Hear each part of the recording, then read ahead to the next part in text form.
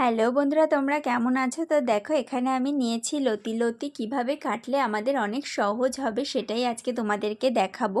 ঘন্টার কাজ কিভাবে মিনিটে হয়ে যাবে, নিমেষেই আমাদের কাজ কমপ্লিট হয়ে যাবে। এখানে দুধ উতলে পড়লেও আমরা কী উপায় ব্যবহার করতে পারি ময়দাতে যাতে পোকা না ধরে, তার জন্য আমরা কি করতে পারি, প্রেশার কুকারে সার্ভ দিলে কি হবে সেটাই আজকে দেখাবো তোমাদেরকে। তো দেখো বন্ধুরা, এখানে আমি লতি ছাড়িয়ে নিয়েছি অনেকটাই, বাদবাকি এইটুকু আমি তোমাদেরকে দেখাবো বলেই রেখেছি। তো দেখো, এখানে আমি একটা ওষুধের বোতলের ঢাকনা নিয়েছি। এরকম ধরনের ওষুধের বোতলের ঢাকনা তো আমাদের প্রত্যেকের বাড়িতেই থেকে থাকে। তো এই রকম ওষুধের বোতলের ঢাকনা দিয়ে যদি আমরা এভাবে লতিটাকে ছাড়িয়ে নিই, তারপর কিন্তু বেশ সুবিধাই হয়। তারপর এভাবে করে কেটে নিলাম। তো দেখো, আমাদের কত তাড়াতাড়ি ইজিলি হয়ে যাচ্ছে ব্যাপারটা। কিন্তু বটিতে কিন্তু এভাবে লতি ছাড়াতে গেলে অনেকটা সময় লেগে যায়, আর সহজে ছাড়তেও চায় না লতি থেকে এরকম লতির গায়ের খোসাগুলো। তো দেখো, ওষুধের বোতলের এই ঢাকনাটা দিয়ে কিন্তু অনেক সহজেই চোকলাগুলো ছাড়িয়ে যাচ্ছে। তো বন্ধুরা, টিপসটা যদি তোমাদের ভালো লেগে থাকে তাহলে ভিডিওতে একটা লাইক করে দিও, আর আমাকে একটা ছোট্ট কমেন্ট করে জানিও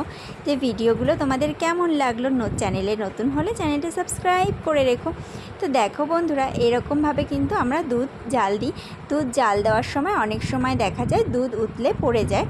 তো এরকম যদি তলায় একটা থালা দিয়ে দিই দুধের বাটির ঠিক নিচেই, তাহলে কিন্তু দুধ উতলে পড়ে গেলেও আমাদের আর কোনো সমস্যা হবে না। দুধটা কিন্তু থালাটার ওপরে পড়বে, আর তাহলে সেই দুধটা আমরা পরে অন্য কাজে আবার ব্যবহার করতে পারবো। অনেক সময় দেখা যায় আমরা হয়তো দুধের বাটিটা খালিই বসিয়ে রেখে চলে যাই, হাতা দিতে ভুলে যাই, তাতে করে আমাদের বাদবাকি দুধটা নষ্ট হবে না নিচে প্লেটটা দিয়ে রাখলে। তো চলো বন্ধুরা, পরের টিপসটা হচ্ছে, দেখো, প্রেশার কুকারে সার্ভ দিলাম। প্রেশার কুকারে বেশ খানিকটা সার্ভ দিয়ে ওপর নিচ করে গা দিয়ে ভালো করে সুন্দরভাবে মাখিয়ে নিলাম। দেখো, খুব সুন্দর করে বেশ ভালোভাবে করে ওপর নিচ করে প্রেশার কুকারের গা দিয়ে সুন্দর করে মাখিয়ে দিলাম।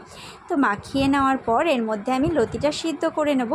লতিটা সিদ্ধ করার পর তোমরা দেখতে পাচ্ছ না ভেতরে কোনো রকম কোনো দাগ ছোপ পড়েছে, না প্রেশার কুকারের বাইরে কোনো রকম কোনো দাগ ছোপ পড়েছে। তো দেখো বন্ধুরা, এইভাবে করে তারপরে সামান্য একটু জল দিয়ে প্রেশার কুকারটা ধুয়ে নিলেই কোনো মাঝামাঝির ঝামেলা নেই। তো আমাদের সময়ের কাজ অনেক তাড়াতাড়ি সময়ের মধ্যেই শেষ হয়ে যাবে। তো প্রেশার কুকারে এমনি নর্মালি আমরা কাজ করলে দেখা যায় গ্যাসের দাগ পড়ে যায়, বা লতি সিদ্ধ করলে বা অন্য কিছু সিদ্ধ করলে অনেক সময় দাগ ছোপ হয়ে যায় ভেতরে। তো সার্ফ দিয়ে নিলে কিন্তু আর সেই সমস্যাটা হবে না। দেখা গেল প্রেশার কুকারটা আর মাজতেই হলো না। তো দেখো, আমি কিন্তু মাজিনি, তাতেই দেখো কতটা পরিষ্কার চকচকে লাগছে।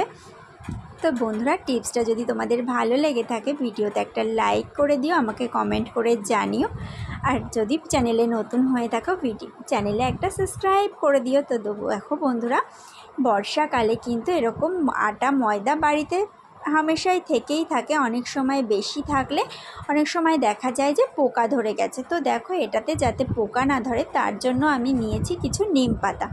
এইভাবে করে কিন্তু নিম পাতাগুলোকে আমরা ময়দার সঙ্গেও ইচ্ছা করলে মিশিয়ে রাখতে পারি, বা যে পাত্রের মধ্যে আমরা ময়দাটা রেখেছি সেই পাত্রের মধ্যেও কিন্তু পাতাগুলোকে এভাবে চারিদিক দিয়ে ছড়িয়ে ছড়িয়ে রেখে দিতে পারি।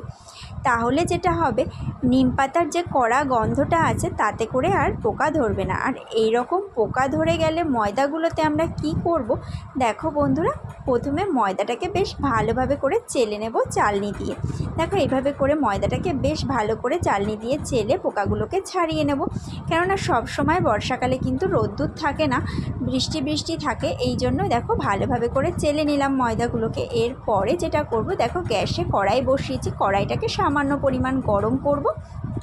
তারপরে ময়দাটাকে বেশ খানিকক্ষণ এভাবে করে নাড়াচাড়া করব। একটু যেই ময়দাটা গরম হয়ে আসবে, মানে ধরো ঈষৎ উষ্ণ গরম, যেটা আমাদের হাতে সয় আর কি, সেরকম খানিকটা গরম হয়ে আসলে পরেই কিন্তু ময়দাটা, তারপরে গ্যাস বন্ধ করে রেখে দেব।